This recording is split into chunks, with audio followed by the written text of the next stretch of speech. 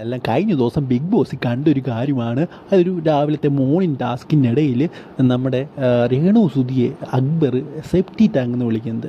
So അത് വലിയൊരു issue ആക്കിയെന്ന് തന്നെ പറയാം. രേണു സുധി ഒരു വലിയൊരു ഇഷ്യൂ തന്നെ ആക്കി മാറ്റിയിട്ടുണ്ടായിരുന്നു. അതൊരു വിധവയെ, അങ്ങനത്തെ ഒരു സ്ത്രീയെ സേഫ്റ്റി ടാങ്ക് എന്നൊക്കെ വിളിക്കുന്നത് ശരിയായിട്ടുള്ള കാര്യമാണോ എന്ന് രേണു സുധി തന്നെ പറയുന്നുണ്ട്. താനങ്ങ് ഇല്ലാതായിപ്പോയി. താൻ വളരെയധികം അവഹേളനകൾ കേട്ടിട്ടുള്ള ഒരു വ്യക്തിയാണ്.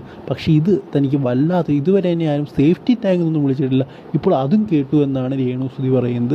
സോ എന്തായാലും എനിക്ക് തോന്നിയത് കുറച്ച് കൂടിപ്പോയി, അതായത് സേഫ്റ്റി ടാങ്ക് എന്നൊക്കെ വിളിച്ച് കുറച്ച് കൂടിപ്പോയതായിരുന്നു എനിക്ക് തോന്നിയത്. അപ്പോൾ നിങ്ങളുടെ ഒരു അഭിപ്രായം എന്താണ്? എന്തായാലും അക്ബർ അത് ഇന്ന് സോറി പറയുന്നുണ്ട്, ക്ഷമ ചോദിക്കുന്നുണ്ട്. ഉമ്മയെ പിടിച്ചത്, അതായത് അക്ബറിൻ്റെ അമ്മയെ പിടിച്ച് സോറി പറയുന്നുണ്ട് രേണു സുധിയോട്. അങ്ങനെ ഒരിക്കലും ചെയ്യാൻ പാടില്ലായിരുന്നു, ഒരു തെറ്റായിപ്പോയി, അത് കുറച്ച് കൂടിപ്പോയെന്നൊക്കെ പറയുന്നുണ്ട്. സോ ആ ഒരു പരാമർശം, നിങ്ങളുടെ അഭിപ്രായം എന്താണെന്ന് കമൻറ്റ് ബോക്സിൽ പറയുക. പിന്നെ ഇവരുടെ ഗെയിം പ്ലാനിനെ കുറിച്ച് നിങ്ങൾ കമൻറ്റ് ബോക്സിൽ ഒന്ന് പറയുക. സോ അടുത്ത വീഡിയോയിൽ കാണുന്നവരെ ഗുഡ് ബൈ.